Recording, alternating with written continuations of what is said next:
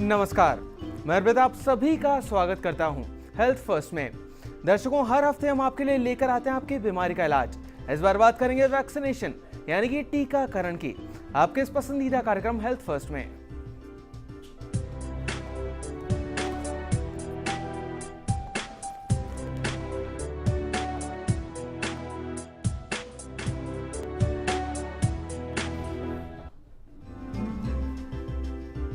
दर्शकों, हर साल 1.7 मिलियन बच्चे उन बीमारियों के कारण मर जाते हैं जिन्हें टीकाकरण यानी कि वैक्सीनेशन से रोका जा सकता है।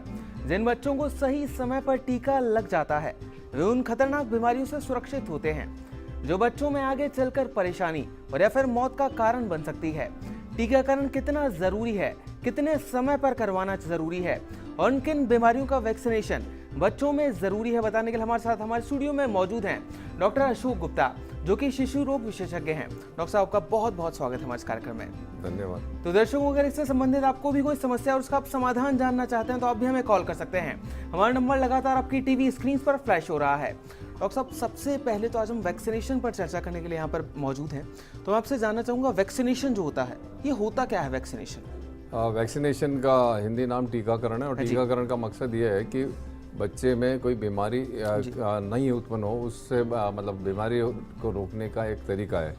और टीकाकरण के द्वारा विश्व में हमने काफ़ी ऐसी बीमारियां हैं जो कि पहले बहुत प्रचलित थी, जिन्होंने काफ़ी बच्चों की मृत्यु का कारण भी बने हैं, उन सब से विजय पाए और इन टीकाकरण करने से इन बच्चों में बीमारियां नहीं हो पा रही हैं।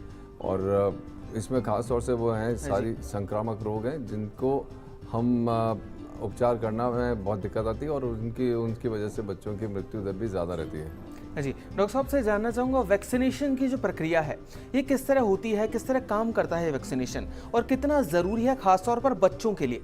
भाई, टीकाकरण का जो मकसद है वो ये है कि आपके अंदर उस बीमारी के विरुद्ध एंटीबॉडीज़ बनाने की क्षमता विकसित हो।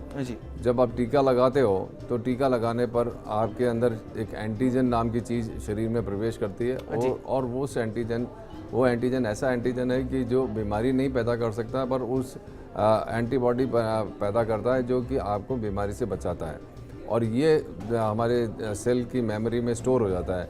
उसके बाद जब भी कभी उस बच्चे को उस बीमारी के कीटाणुओं से या उसके बीमारी के कीटाणु उसके शरीर में प्रवेश करते हैं तो वो एंटीबॉडीज़ तुरंत मिलती हैं और वो उसको न्यूट्रलाइज कर देती हैं। तो होता ये है कि संक्रमण होने के बाद वो लक्षण नहीं पैदा कर पाता है क्योंकि वो वायरस हो या बैक्टीरिया हो वो ख़त्म हो जाता है। तो एक तो ये चीज़ है कि टीकाकरण कैसे काम करता है। दूसरी चीज़, टीकाकरण अनेक प्रकार के होते हैं, कुछ मुंह से दिए जाते हैं, कुछ इंजेक्शन द्वारा दिए जाते हैं। तो दर्शकों, अगर आपको भी टीकाकरण से संबंधित कोई भी समस्या का समाधान चाहिए या फिर उससे जुड़ी किसी भी जानकारी से आप रूबरू होना चाहते हैं डॉक्टर साहब से, तो आप भी हमें कॉल कर सकते हैं। हमारा नंबर लगातार आपकी टीवी स्क्रीन पर फ्लैश हो रहा है। डॉक्टर साहब, अभी आपने बताया कि 2 तरह के टीके होते हैं, तो उन 2 टीकों के बारे में विस्तार से जानना चाहेंगे हम आपसे। क्योंकि आमतौर पे जनता टीकाकरण का मतलब समझती है कि इंजेक्शन लगना, जबकि सच ये है कि टीकाकरण का मतलब ये है कि बच्चे को बीमारी से बचाने का एक साधन बनना है। और इसमें मुंह से भी टीके दिए जाते हैं और इंजेक्शन द्वारा भी दिए जाते हैं। और इंजेक्शन द्वारा दिए जाने वाले टीके का कार्य और उसकी अंदर होने वाले जो जीवाणु के एंटीजन हैं वो अलग तरीके से होते हैं। और मुंह से जो दिए जाते हैं खास तौर से उनका मकसद ये है कि हमारे आंतों के अंदर जो लिम्फेटिक टिश्यू है उसके अंदर एंटीबॉडीज़ बने और वो एंटीबॉडीज़ वायरस या बैक्टीरिया को आंतों के अंदर ही ख़त्म कर दें, आगे तक नहीं जाने दें। और इनमें भी 2 तरीके के जो एंटीजन काम में लिए जाते हैं। एक एंटीजन तो होता है जिसमें लाइव ऑर्गेनिज्म को यूज़ करते हैं और दूसरे में किल्ड ऑर्गेनिज्म को यूज़ करते हैं। और उसका मकसद ये है कि कुछ वैक्सीन लाइव ऑर्गेनिज्म वाले सेफ हैं, कुछ वैक्सीन किल्ड ऑर्गेनिज्म वाले सेफ हैं। जी डॉक्टर साहब, के लिए एक दर्शक हमारे साथ जुड़ी हैं, शगुन जी हैं कोटा से। शगुन जी, आपका बहुत बहुत स्वागत है हमारे कार्यक्रम में, अपना सवाल पूछिए। अभी मेरी बहन को बेटा हुआ है तो टीकाकरण कब से शुरू करना चाहिए? मैंने आवाज़ साफ नहीं आई। उनकी बहन को बेटा हुआ है तो टीकाकरण कब से शुरुआत करनी चाहिए टीके लगवाने की? टीकाकरण बच्चे के पैदा होने वाले दिन से ही शुरू हो जाता है, अगर उसके शरीर में कोई जटिलता नहीं हो या वो कोई बीमार नहीं हो या बहुत ज़्यादा कमज़ोर नहीं हो। तो पहले पैदा होने वाले दिन ही करा लें, और अगर उस दिन नहीं करा पाई हैं किसी कारण से तो जितना जल्दी हो सके पहली टीके की खुराक आप शुरू कर दीजिए। जी डॉक्टर साहब, जैसा कि अभी भी हमारी जो दर्शक हमारे साथ जुड़ी थी कोटा से शगुन जी, इन्होंने पूछा कि कब से शुरुआत होनी चाहिए, तो वो तो आपने बता दिया कि पहले दिन से ही टीका लगाया जा सकता है न्यूबॉर्न बेबी को खास तौर से, लेकिन डॉक्टर साहब कितना अंतराल रखना चाहिए टीकों के बीच में, वो जानना चाहेंगे हम आपसे। टीकों का अंतराल आम तौर पे 4 सप्ताह का तो होना ज़रूरी है, और इसीलिए अगर आप टीकाकरण सारणी देखेंगे तो वो टीकाकरण सारणी ये कहती है कि जन्म पे टीका लगाएं, फिर उसके बाद 6 सप्ताह की उम्र पे, फिर 10 सप्ताह की, और फिर 14 सप्ताह की उम्र में, और उसके बाद वाला जो टीका आएगा वो 6 महीने की उम्र पे आएगा, फिर 9 महीना, और फिर उसके बाद 12 महीना। तो आप ये देखेंगे लगातार ये जब भी टीके लगते हैं वो कम से कम भी 4 सप्ताह के अंतर से लगते हैं। तो इस तरीके का अंतर आपको रखना इसलिए ज़रूरी है ताकि शरीर के अंदर एंटीबॉडी रिस्पॉन्स अच्छी तरह से आ सके, क्योंकि कम अगर आप गैप रखेंगे तो एंटीबॉडी रिस्पॉन्स उतना अच्छा नहीं आ पाएगा। जी डॉक्टर साहब, आपने अंतराल बता दिया, लेकिन आपसे एक चीज़ जानना चाहूँगा मैं कि बहुत बार ऐसा होता है कि लोग टीके लगवा नहीं पाते हैं, कोई टीका स्किप हो जाता है। तो अगर मान लीजिए कोई टीका स्किप हो जाता है किसी व्यक्ति से, तो दोबारा से उसे वो प्रक्रिया शुरुआत से करनी होती है, और या फिर वहीं से वो दोबारा उस प्रक्रिया को आगे बढ़ा सकता है? टीकाकरण में ये है नियम कि अगर मान लीजिए किसी बच्चे को आपने 1.5 महीने वाला टीका लगा दिया और अगला टीका जो 2.5 महीने की उम्र पर लगना है वो किसी भी कारणवश आपको कहीं बाहर जाना पड़ गया, या बच्चा बीमार पड़ गया, या घर में कोई और समस्या आ गई कि आप उस तारीख को टीका नहीं लगा पाए, तो आप अगला टीका जब आपको समय मिले तब लगवा लीजिए, और वो दूसरा टीका ही कहलाएगा नंबर 2 का, और ऐसा नहीं होगा कि नए सिरे से आपको शुरू करने की ज़रूरत पड़ेगी टीकाकरण की। इसलिए 4 सप्ताह से ज़्यादा वाले समय में आप टीकाकरण बाद में भी कराएं तो वो उस टीकाकरण के कार्यक्रम की गिनती के हिसाब से ही जाएगा, और अलग से आपको उसके लिए वापस टीकाकरण शुरू करने की ज़रूरत नहीं है। जी डॉक्टर साहब, अभी एक दर्शक और हमारे साथ जुड़ी हैं, जयपुर से आशिमा है। आशिमा जी, आपका बहुत बहुत स्वागत है, अपना सवाल पूछिए। नमस्कार डॉक्टर साहब। नमस्कार।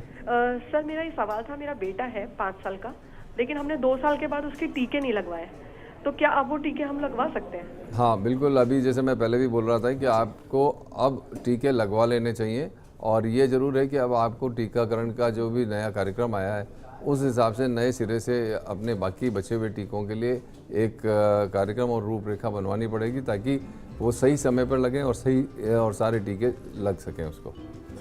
जी डॉक्टर साहब से जानना चाहेंगे, टीका लगवाते वक्त खासतौर पर पेरेंट्स को क्या क्या ध्यान रखना चाहिए, वो जानना चाहेंगे आपसे। टीका लगाने के लिए एक तो ये कि आपको मानसिक रूप से तैयार होना पड़ेगा कि आपको किस तरीके के टीके बच्चे को लगवाने हैं, क्योंकि अब क्या हो गया है कि बाज़ार में अलग अलग तरीके के टीके और अलग अलग तरीके की टीकाकरण सारणी उपलब्ध है।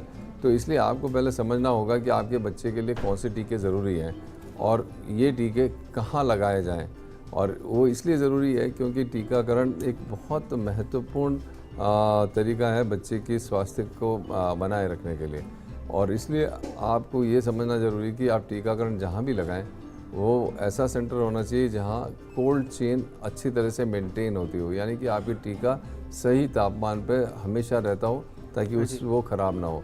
तो ये निर्णय आप जब आपको पता लग जाता, निर्णय ले लेते हैं, तो उसके बाद आपको ये दूसरी जो स्थिति समझनी है कि आपको कौन कौन से टीके लगाने हैं, और उसमें आपको अपने जिस चिकित्सक के यहाँ टीका लगा रहे हैं उससे पूरी बात समझनी पड़ेगी कि कौन सा टीका कितना ज़रूरी है और कौन से टीके की ज़रूरत कम है। तो ये जब आपको समझ में आता है तो उसके बाद आप अपना टीका लगाने का जो निर्णय है वो ले पाते हैं, और जब टीका लगाने जाएं तब भी ध्यान रखें कि बच्चे को आप टीका लगाने के बाद कम से कम भी आधे घंटे तक उसी सेंटर में रहें जहाँ टीका लगाया, ताकि कोई ऐसी जटिलता उस टीका लगने की वजह से अगर आती है तो उसे तुरंत देख के ठीक किया जा सके। जी डॉक्टर साहब, आपने बताया कि बाज़ार में अलग अलग तरह की बहुत सी टीकाकरण की सारणियाँ उपलब्ध है, जिससे लोग काफ़ी कंफ्यूज हो जाते हैं कौन से टीके लगवाने चाहिए, कौन से टीके नहीं लगवाने चाहिए।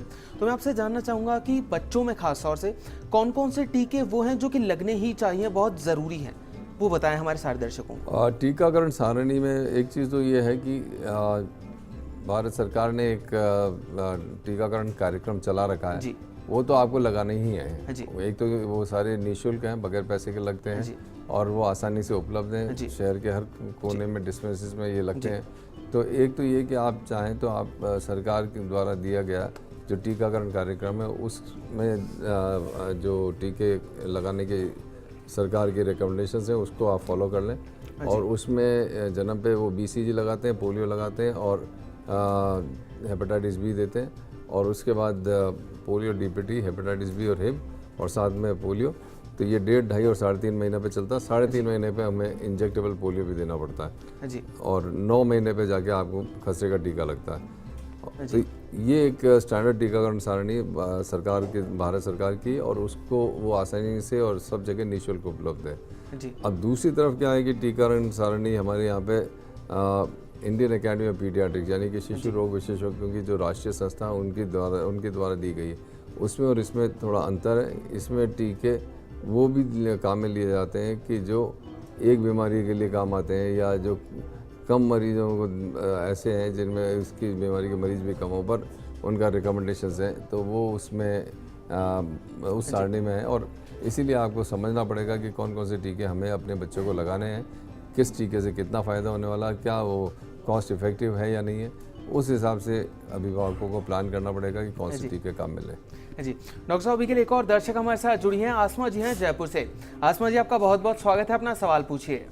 जी सर, मैं ये पूछना चाह रही थी कि 2 साल का गैप हो गया है बच्चे की एज में, मतलब 2 साल के बाद में जो टीके लगने थे वो नहीं लग पाए हैं। अब वो 6 साल का हो चुका है, तो क्या उसको दोबारा टीके लगवा सकते हैं जो रह गए हैं? हाँ, आपको वो सारे टीके जो कि 2 साल की उम्र के बाद लगने चाहिए थे वो लगवाने पड़ेंगे, और उसके लिए बस ये कि थोड़ा सा रीशेड्यूल करना पड़ेगा कि कौन सा कितने दिन बाद लगना है। और 2 साल के बाद आमतौर पे जो टीके रहते हैं वो काफ़ी कम टीके रह जाते हैं, तो आप एक बार चेक कर लें, क्योंकि जो पिछले कुछ समय में नई जो सारणी आई है, ख़ासतौर से जो शिशु रोग विशेषज्ञों की संस्था इंडियन एकेडमी ऑफ पीडियाट्रिक्स की, उसके हिसाब से 4 से 6 साल की आयु में आपको एक तो चिकन पॉक्स लगाना है, एक पोलियो DPT देना है, और साथ में एक MMR वैक्सीन देना। तो ये 4 वैक्सीन आपको 4 से 6 साल की उम्र में देना है, इसलिए ये आपकी टीकाकरण बाकी है तो ये करा लीजिए। और एक टाइफाइड का टीका अगर 2 साल की उम्र पे नहीं लगा तो वो आप लगवा लीजिएगा। जी डॉक्टर साहब, अभी जैसे आसमा जी भी हमारे साथ जयपुर से जुड़ी, इससे पहले भी एक दर्शक हमारे साथ जयपुर से ही जुड़ी थी, उनका भी ये कहना था कि बीच में टीके स्किप हो गए। तो डॉक्टर साहब, कौन सी उम्र की वो सीमा है बच्चों में अधिकतम जब तक टीके दोबारा लगाए जा सकते हैं, वो जानना चाहेंगे आपसे। अधिकतम सीमा नहीं है कुछ भी, अगर आपने टीके मिस किए हैं तो आपको लगाना पड़ेगा। अगर आपका बच्चा 15 साल का भी हो गया या 18 साल का भी हो गया, तो क्योंकि ये टीके आपको बीमारी से बचाव कराने के लिए ज़रूरी है।